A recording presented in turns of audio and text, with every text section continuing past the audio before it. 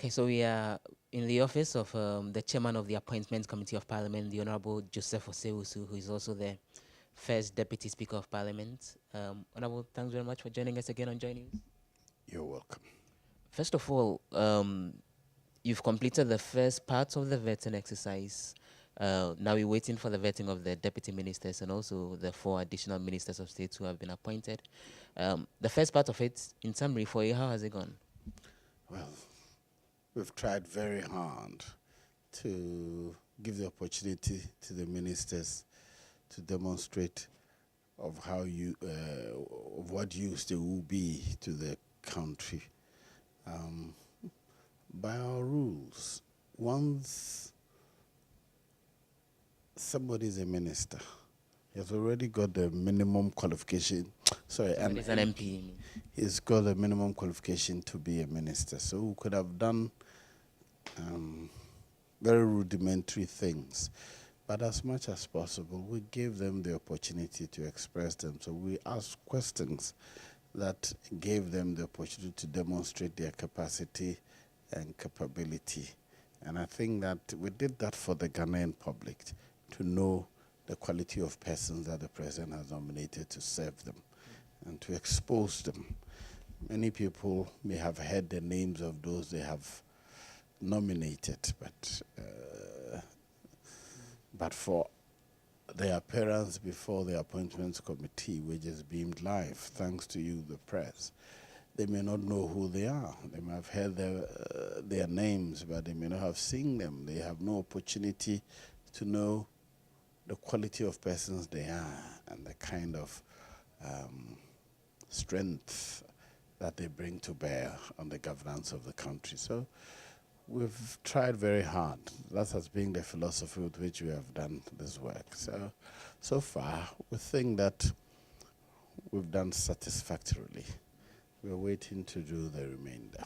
I'll move on to that bit in a jiffy, but one of the major criticism has been that when it comes to the time that you spend vetting each of them, we have situations where a considerable amount of time is spent on the CVs of the candidates, correcting what some would describe as very minor errors like spelling mistakes and all of that, which something appear to take a bit of the time as well. Any justification for that attention to detail when it comes to the CV that people have submitted? When it comes to time, I don't think we spend that much time on CVs. There's no CV or no nominee on whose CV we spent more than 20 minutes at most. If we are vetting somebody for as much as 3 hours, and you spend less than 30 minutes on the CV, I don't think it's a reason to complain. Of course, people find it irritating, but it's because naturally we are not keen on details as a people. We don't seem to pay much attention to details. But this is the record of the person going to be a minister, which will be kept on file. So we think that it is important to see clarifications, correct errors, and make sure that the standard and the format which we give to the nominees to use as the basis for collecting the personal biodata and educational data is followed. And the record that will be kept here forever is clean. So for me, it's important. Earlier, when the whole vetting exercise started at the very beginning, well, there were concerns by members on the minority side. Some claim you were being a little unfair with how you were managing things. But beyond all of that, looks like things have really smoothened. Have you managed to, get things going even beyond those times to the extent that looks like we're not hearing so much of those complaints subsequently? Well, I think the complaints were coming from people who were having their first experience. And they joined the appointment committee with set minds, different from what the rules were. Over time, I think that we've all come to agree on what rules govern our work. And therefore, the complaints relating to rulings have come down because many of them have now learned that it is not, you're not free to go. there are guidelines for doing the work of Parliament, and I think that has helped us. When the objections started coming, I used the leadership of the committee. We have minority and majority. There's majority leadership and there's minority leadership. If anybody felt that it was being treated unfairly, I'll refer to the appropriate rules and regulations and give it to their leadership to guide them so that in future they will evaluate rather based on the rules and other than their own perception of what it ought to be. And I think that has helped smoothing things for us. Moving on to the way forward in a jiffy, but one issue that I'm not exactly expecting you to comment on has to do with the bribery allegation issue. So the substance of it, we are staying out of it. But again, talking of how the committee has held up, some members of the committee raised some of those concerns and made those allegations and all of that. How have things been managed in that regard in terms of still holding together as a committee, even in the light of what could be described as more, kind of acrimony between you, the members, following those allegations? Well, the first thing is largely about me and the chief whip. Strictly, on the side of the majority, there's really nothing. If you look at the allegations critically, it's about some members of the minority side of the committee alleging that the chief whip, who is the deputy ranking, has collected money from me. The disagreement is between them, between myself and the deputy ranking member. There is no disagreement. So it's really difficult when you think that people are accusing you unfairly, and at the same time you're supposed to moderate and treat them fairly. It is. But I've trained and worked as a lawyer for many years, and I'm guided strictly by the rules of Parliament. As much as possible, I've learned to keep my emotions down and let the rules of the game guide me. If I left to my emotions probably, the situation would have been different. But as much as possible, I try to let not my emotions, but rather the rules of the game prevail. It's not been easy, I'll be frank. I mean, whether you like it or not, you're human. You look at people who have falsely accused you. If you had your own, you pretend they don't exist. But you can't, because it's no longer about you. It's about the state. It's about your leadership style. It's about leadership of Parliament. So when you see them, for example, give the indication during committee sittings that they have questions to ask and that kind of thing, what runs through your head? Well, I'll give you the option. This is not my personal work. It's the work of the committee. But we often agree at the leadership level that for this candidate, he's a former MP, he's a leader, we will allow 3 persons on either side to ask questions, or the leadership will continue. As for this candidate, 1 person each, depending on the CV and what we know of the person. So that agreement is always reached before we start. And sometimes the leadership suggests to me who should call. I should call when we agree on the numbers. Satisfied with how far the Jogate committee has gone into its work thus far? I would have wished that they would have completed by now. But I understand the exigencies of the work in Parliament. All of them are, the members of the committee are also members of substantive committees. This is budget time. Before budget, we went to State of the Nation debate. The clerks that are serving them are also serving other committees. So I understand the exigencies of the work here. So I'll give them, and I think it is important they get a space to do what is right. Nobody should force them. Nobody should push them. Let them take all the time they need. Even though Parliament allowed them 4 weeks, I understand that the last previous week or so, somebody said he had fresh evidence. If you don't listen, it will become a basis for impugning the integrity of the report. So you should give everybody the time and the space to provide whatever evidence they have, so that in the end you have a conclusion to the matter. And you continue to have full confidence that you'll be exonerated in the end? I am exonerated already. Listen, I think sometimes people misconstrue what this is about. This committee was set up as a result of my complaint to the Speaker that I've been defamed. My option was to go to court. But because of the challenges of litigating with the sitting member of Parliament, I was seeking the Speaker's permission to use the Speaker's premises, Speaker's office, to serve the processes. Then the Speaker, in consultation with the leadership, decided that this matter of defamation be settled here in the House. So it is my complaint that is being investigated, whether indeed I have been defamed. If those who made the allegation cannot prove it, then indeed it may mean that I have been defamed.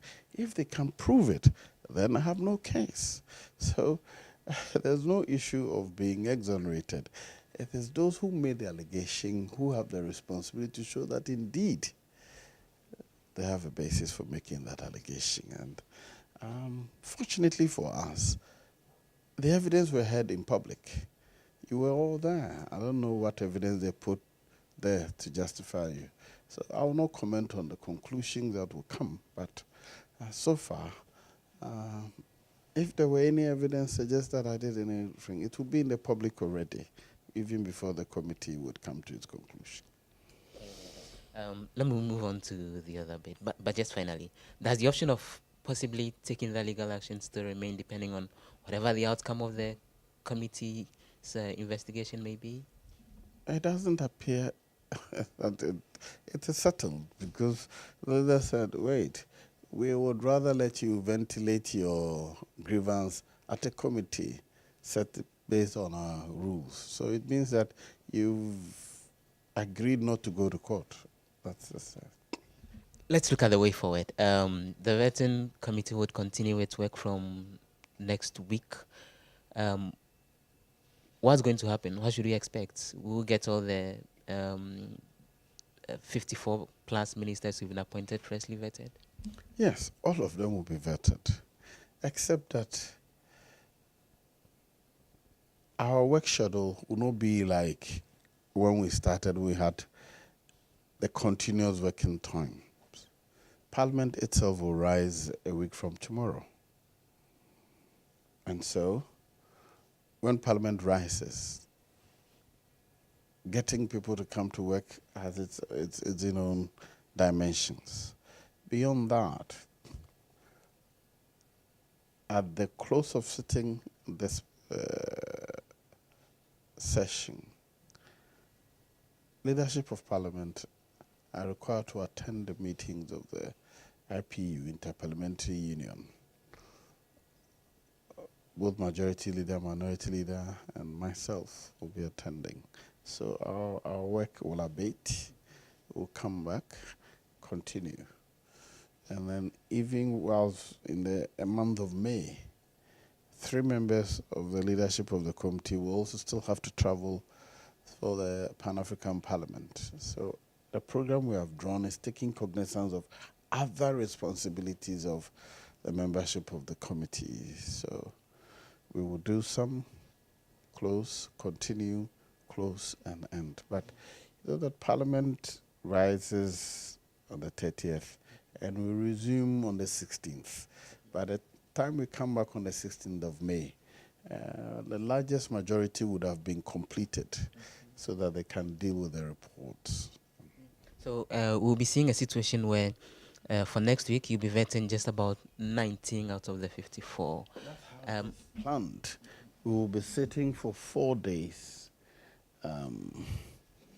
And we wanted to separate the ministers of state from the deputy ministers. So the program is to take the first set, which is the ministers of state, on the first day. And then the next 3 days, we will take 5 of the deputy ministers on each day. There's been pressure to add a particular deputy minister because of the sensitivity of the portfolio. And in the case of that one, is only one person. Education? No, and education has more than one deputy minister. So there's pressure, a lot of pressure on the minister in view of the circumstances in front. Which minister? That's actually the point that I was driving. Well, because I'm not providing who ministry is coming, I'm not giving you the details. But that suggestion has come to me. I have to consult with the other members of the leadership of the committee and get agreement before we add. So instead of taking, if we agree to that, then Monday too we would take 5. That would bring us to the number we would do till Parliament rises 20. As you can see, we used to take 4. Then we reduced it to 3. But now we are taking it back to 5. That means we are planning to increase the rate of our work to meet the demands of the time. So then the president had indicated that he was in a hurry, and when he wrote to Parliament with the list of ministers, he had asked Parliament to get them approved as quickly as possible so they can get to work. Now it's looking like, in the end, the president may only have the full complement of his team by sometime the middle to the ending of May to get the work done. You know, the thinking is that probably Parliament has disappointed the president to a certain extent, despite his plea to you. Well, I don't think that the president was suggesting to us when he suggested that we do expeditious work, that we sidestep the rules of our work. No. He knows how Parliament works. He understands the rules, and he expects us to work within the rules and within our timetable. The most critical part has been done. And even in this one, we're being guided by the ministries which are really, really sensitive and need to continue with the ministry. The ministers need a lot of support because of the volume of work. So this first 4 will take that into consideration and prioritize certain ministries so that the ministers can get. That's why I'm saying that a particular ministry has come with a strong case that one person be added. But I fear that we may not even be able to approve any of them before Parliament rises, because we will sit up to Thursday, the day Parliament is rising. And at the same time, we are doing approval for the budget estimate and preparing for the Appropriations Act, which are the most critical part of our work. Because if we do not get that done by 30th, government will run to a halt. The government cannot spend anything, any money. So more attention will be given to that. And so we will have to work within the circumstances, and I don't know, we will certainly will do what we have to do, but I'm sure the ministers will get their full complement when Parliament resumes. The vetting of the deputy ministers, comparing it to what has been, and I'm running on my final 2 questions and then we'll be done. So the vetting of the deputy ministers, substantially, will they be any different from how we've seen the vetting of the substantive ministers being done? Not really, except that if you recall, when we started, each one of us asked 3 questions of the Minister of Finance, the Minister of the Senior Minister, and those vettings dragged 4 or 5 hours. Since then, we have revised it, and as much as possible, we reduce the number of questions per member, and sometimes even the number of members that ask questions. Because when it comes to deputy ministers, the real power that does not reside with them. The real power resides with the ministers and cabinet ministers. Indeed, some senior MPs have even suggested that we should not even bother to vet deputy ministers. That has not found approval in the House generally, but it is one of the concerns, because you see, cabinet ministers and ministers of state things are the ones who hold power. The deputies only assist them, and even policy decision making is by the minister. That is why when a minister or cabinet minister is absent, you don't let a deputy minister act. you elect another minister acts. So I don't think that the intensity of the vetting will be the same. And as I've explained, when one is an MP, unless there's some misconduct known or was brought to our attention, the person is already qualified to be a minister. So there's only an opportunity for the person to showcase his knowledge base and to present him to the public, as far as I'm concerned. So the intensity will be different. That's why we are willing and able to take 5 persons on a part any day. We'll see how it goes. But finally, you're a veteran politician yourself. You've been MP for a number of years. What do you make of the criticism that 110 ministers of states is so very much on the high side? If you take the absolute numbers, yes. It's the first time we have had more than 90 ministers. So yes, it is true. The number on its own compared to our previous, I mean, the high or low is a comparative analysis. So yes, it is true.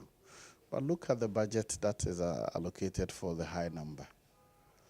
So if I'm using 110 people, I'm spending less, then the argument that they're going to cost the state less does not appear to be properly laid. The argument, and one other thing, many of these, about 65% or more of them, are already MPs we're going to pay anyway. Indeed, in some of them, if you take the case of Honorable Agyarko, for example, on the salary scale, the position she's taking is one step lower than the salary scale she'll enjoy as deputy majority leader. So in that case, she's going to cost the state less than if she had just stayed as deputy majority leader. And if you did the cost-benefit analysis, you find that if we are able to deliver on this ambitious budget program we've done, then it does not matter what number. You can't do the same thing all the time and get different results. So we should probably look at what value addition we get in the end. That will be the basis for criticizing the number. If in the end we are not able to add any more value, then probably the numbers were not justifiable. But if we're able to add more value, and as far as I'm concerned, the most critical thing about public service is creating value. If you're not able to create value, wherever you find the position you're assigned to, you must create more value. And I'm convinced that this government is poised to create more value for Ghanaians, such that in the end, the criticism may not be well-founded. Final question will be, you've sat in the chair as speaker on quite a number of occasions, serving as first deputy speaker. Has the experience been having a tough time with the opposition team, or how are you seeing it generally? No, not at all. Presiding at the Appointments Committee and presiding in the House is practically the same. You give people opportunity. I must confess, though, that the job of a speaker is boring. It's boring. I mean, I'm an active person. I'm a go-getter. So when I have to sit put and observe people talk, boring. But it's also a very major learning curve for me, because you're able to survey the whole gamut, learn people's values, look at the quality people bring to bear, and it makes you know people more than when you're an active player. Here, as an observer and a moderator, you are able to evaluate people better. And for me, it's another experience, even though from my experience and my background, I hate to be idle, so it's a bit boring for me.